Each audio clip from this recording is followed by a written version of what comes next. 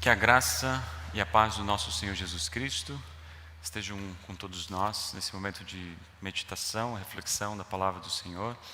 Também a você que está nos acompanhando nesse momento nas suas casas, e que Deus possa nos iluminar e nos abençoar. Amém. Eu vou fazer algumas referências a textos bíblicos e eu vou dizer a página aqui da Bíblia da congregação, até para facilitar para vocês, caso vocês queiram também ir acompanhando. Mas eu quero começar no Evangelho de João, capítulo 19, está na página 1189, com o primeiro versículo, versículo 17. A gente acabou de ler agora, mas eu quero resgatar esse início. Jesus saiu carregando ele mesmo a cruz para o lugar chamado Calvário. Em hebraico, o nome desse lugar é Gólgota. O que me chamou muita atenção, mais do que um evangelista, ele diz com precisão: o lugar onde Cristo foi crucificado é no Gólgota. Até uma tradução para que as pessoas entendam aquilo que significa esse nome. Um lugar onde, até uma tradução do Calvário, da caveira. E esse local, como diz aqui um pouco mais para frente, era perto da cidade onde as pessoas poderiam passar e enxergar e perceber. Mas tem um outro detalhe desse local que me chamou a atenção quando eu estava olhando e refletindo um pouco mais essa semana. A tradição da Igreja Oriental, ela diz que é nesse local que foi justamente o primeiro Adão foi sepultado. Vocês lembram da história de Adão e Eva, onde o primeiro Adão? Isso quem disse foi Orígenes, no século II. E essa tradição, ela vem contínua com Crisóstomo, com Jerônimo, entre outros. E Jerônimo, certa vez, falou: é muito improvável que isto tenha acontecido, que Adão, o primeiro Adão, tenha sido sepultado no mesmo lugar que Jesus Cristo foi crucificado. Mas se a gente for refletir, nos chama muito a atenção. Talvez não no local específico, mas na mensagem que isso nos traz. Lá no capítulo 5 de Romanos, na página 1243, quando o apóstolo Paulo fala de Adão e Cristo, dessa relação que Cristo fez por nós mesmos lá na cruz, e ele faz essa comparação do primeiro Adão com o segundo Adão, aquele que caiu em pecado e aquele que nos restaura na vida. Lá no versículo 18, no capítulo 5, diz assim: portanto, assim como um só pecado condenou todos os seres humanos, ou seja, o primeiro Adão, a queda em pecado, condenou todos, assim também um só ato de salvação liberta todos e dá vida. Ou seja, aquilo que Jesus fez. E assim como muitos seres humanos se tornaram pecadores por causa da desobediência de um só homem, o primeiro Adão, assim também muitos serão aceitos por Deus por causa da obediência de um só homem, o segundo Adão, Jesus. É bem provável que realmente tenha acontecido no mesmo local. Mas a gente não precisa refletir sobre o local, mas sobre aquilo que acontece ali. E tem muitas coisas que poderiam ser refletidas, e a cada ano a gente, de uma certa forma, olha o todo, mas também a gente se concentra em observar alguns detalhes. A gente pode e poderia refletir sobre as palavras de Jesus. Quão profundas são essas palavras que Jesus diz na cruz? Quando olha para sua mãe e diz: este é seu filho, e João acolhe a sua mãe e o leva para casa para cuidar dela. A gente poderia falar sobre essa expressão estou com sede, tanto para cumprir uma promessa de que tinha acontecido, por exemplo, o Salmo 22 faz referência a isso, como também demonstrando a dor e o sofrimento que Jesus passou na cruz. Mas hoje eu quero convidá-los a refletir sobre uma palavra que merece a nossa atenção em toda a Sexta-feira Santa. Está lá no versículo 30, quando Jesus tomou o vinho, disse: tudo está completado. Eu queria chamar um pouco a nossa atenção para essa expressão: tudo está completado, tudo está consumado, tudo está pago. Essa é uma expressão que vale a nossa atenção quando a gente diz tetelestai. O que significa e o que significou Jesus dizer essas palavras na cruz? para nós também hoje, que estamos refletindo, passados mais de 2000 anos. Um primeiro momento, uma primeira reflexão que esse termo nos traz é justamente uma missão que foi cumprida. Era muito comum na época usar essa palavra justamente para expressar: o mestre pede para um servo fazer algo, e depois que esse servo ele cumpre aquilo que o mestre pediu, ele diz: cumpri a minha missão.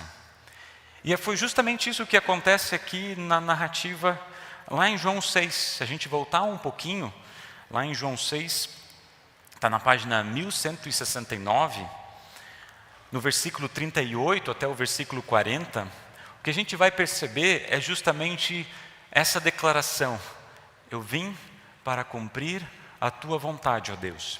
Olha o versículo 38 do capítulo 6. Pois eu desci do céu para fazer a vontade daquele que me enviou, e não para fazer a minha própria vontade.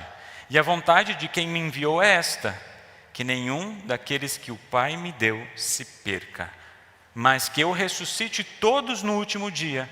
Pois a vontade do meu Pai é que todos os que veem o Filho e creem nele tenham a vida eterna, e no último dia eu os ressuscitarei.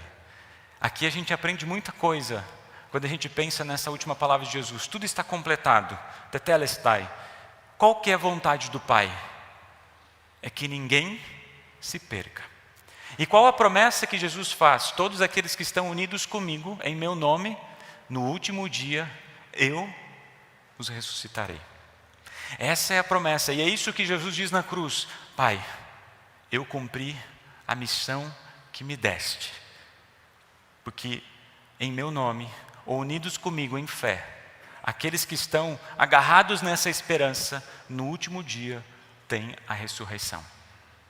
Mas não foi só isso que Jesus disse na cruz, ou não foi só para reforçar isso que Jesus disse está completado, mas a gente pode reforçar um segundo aspecto.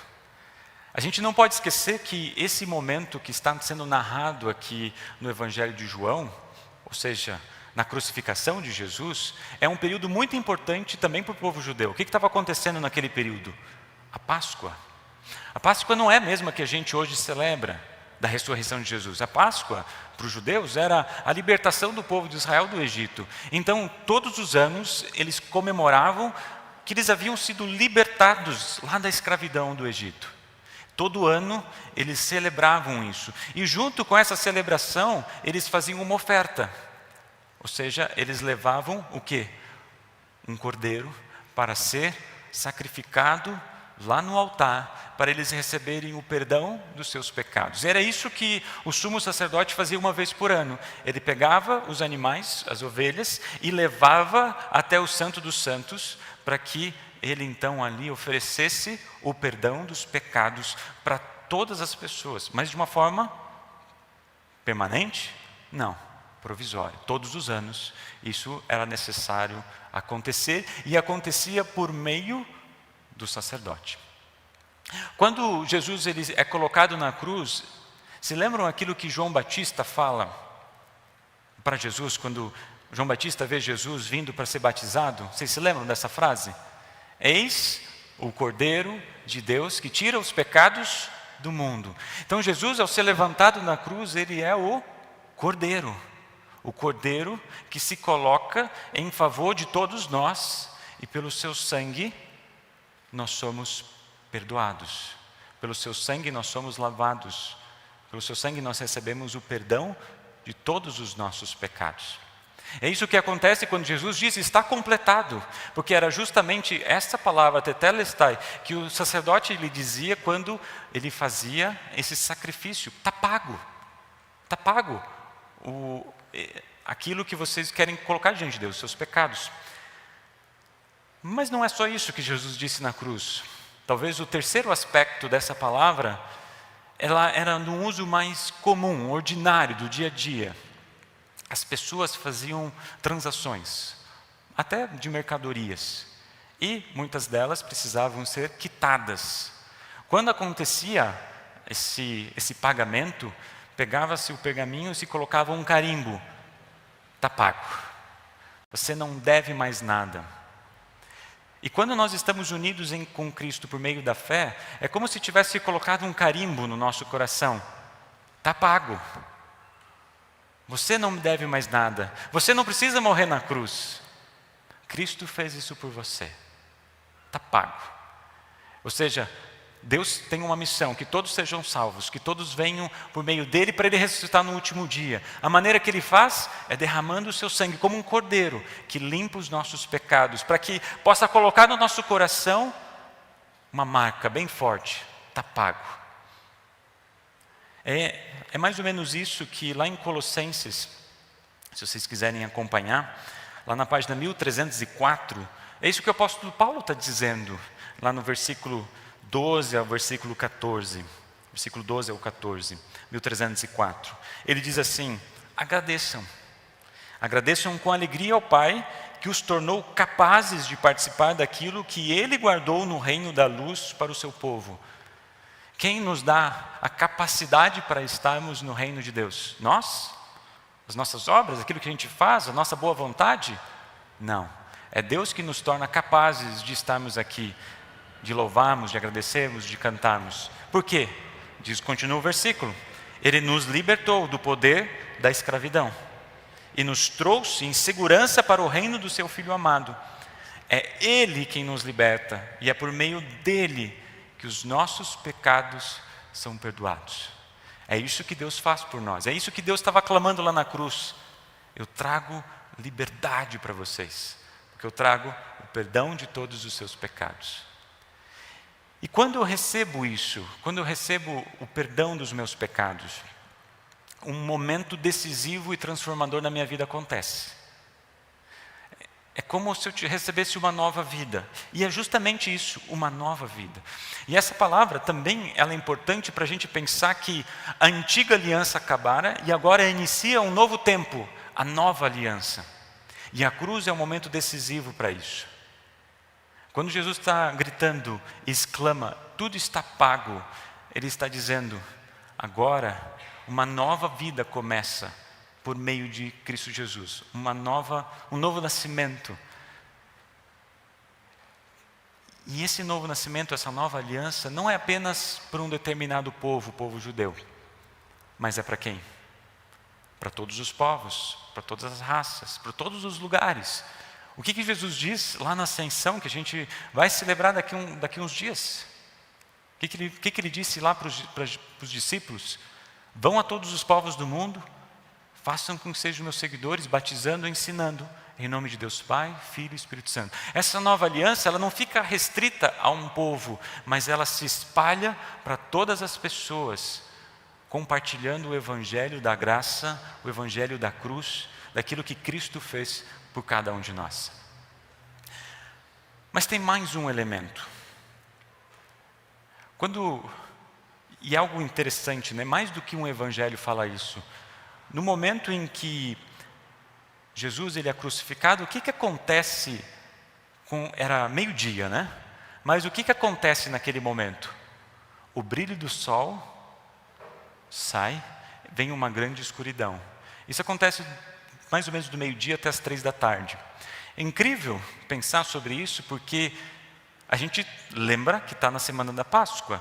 E o que acontece na semana da Páscoa? O sumo sacerdote entra até o Santo dos Santos para realizar os sacrifícios para perdão dos pecados. Justamente nesse horário, quando termina esse período, Jesus clama lá na cruz, tudo está pago, tudo está consumado. Só que o que acontece a partir dali? Acontece algo diferente, algo novo. Jesus não é apenas o cordeiro, mas Jesus também é o sumo sacerdote. O que significa essa palavra? Talvez vocês observaram na leitura do livro de Hebreus hoje. Está ali na página 1328, do versículo 14 em diante. E fala um pouco que Jesus, ele é o sumo sacerdote. Portanto, fiquem firmes na fé que anunciamos, versículo 14. Pois temos um grande sacerdote poderoso, Jesus, o Filho de Deus, o qual entrou na própria presença de Deus. Antes, para o povo ter a realidade do perdão, ele precisava passar por meio do sacerdote, que era um mediador entre o povo e Deus, para receber os pecados. Agora, o que a carta de Hebreus está nos ensinando é que Jesus é esse intermediário, esse mediador entre nós e Deus. Mas tem um detalhe muito importante. O nosso grande sacerdote não é aqueles que não são capazes de compreender as nossas fraquezas. Pelo contrário, temos um grande sacerdote que foi tentado do mesmo modo que nós, mas não pecou. Esse sacerdote, que é Jesus, ele conhece você. Para pensar sobre isso. Ele conhece as suas fraquezas. Ele conhece as suas dores. Ele conhece as suas angústias. Ele conhece as suas alegrias. Ele conhece tudo que você tem, tudo que você faz, tudo que você sente, tudo que você vive. E qual que é a nossa resposta diante disso, de alguém que nos conhece, que foi tentado, mas não pecou? A gente pode se aproximar com confiança no trono divino. Ali receberemos misericórdia, encontraremos graça sempre que precisarmos de ajuda. E é isso que um mediador não faz, não é mesmo? A gente tendo Jesus como nosso mediador, a gente se agarra nele como aquele que nos concede não só o perdão, mas aquele que nos declara que nossos pecados estão perdoados. Nos declara que nós somos filhos de Deus. E é por isso que lá no versículo 9 do outro capítulo, depois de ser aperfeiçoado, ele se tornou a fonte da salvação eterna para todos que lhe obedecem.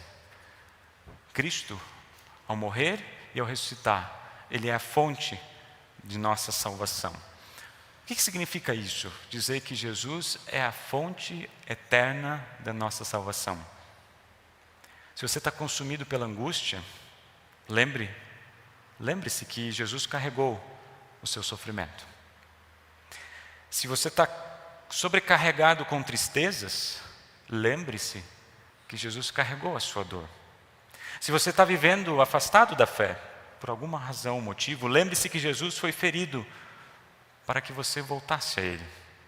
Se você está vivendo em pecado, saiba que Jesus é aquele único que tem de fato poder para te resgatar, te transformar e te trazer de volta. Porque foi justamente ferido por causa das suas iniquidades. Se você está atormentado porque não está vivendo em paz, saiba que Jesus é o príncipe da paz. E oferece uma paz que não é deste mundo, mas uma paz eterna. Se você está com dúvidas em relação à sua salvação, lembre-se que Jesus é a fonte da eterna salvação. Jesus não está dizendo, olhe dentro de você, busque dentro de você, encontre dentro de você a origem e a força para que você chegue até o Pai e seja salvo. Não, Ele está dizendo, olhe para mim, busque em mim, receba de mim, porque eu sou a fonte da salvação. Eu cumpri a missão da vontade do meu Pai para que nenhum se perca, todos sejam salvos e todos que estão unidos com Cristo Jesus, no último dia serão ressuscitados de corpo. Essa é a promessa que Deus nos faz. Enquanto isso, Ele como Cordeiro de Deus lava o nosso coração, a nossa vida para recebermos esse perdão, para que um carimbo da cruz, dos pregos de Jesus possam ser colocados no nosso coração. Está pago. Quando Deus olha para nós, Ele não enxerga as nossas iniquidades, porque Ele enxerga Cristo, que morreu e limpou o meu coração e o seu coração. Para que então agora a gente não viva na antiga aliança da lei, mas que a gente possa viver na aliança de Cristo, na nova aliança. Não é só para mim, ou só para um povo, mas é para todos os povos, para todas as nações. Essa é a mensagem do Evangelho. A cruz não é bonita, mas eu amo a mensagem da cruz. Às vezes a gente até carrega como joias, cruzes em nosso peito.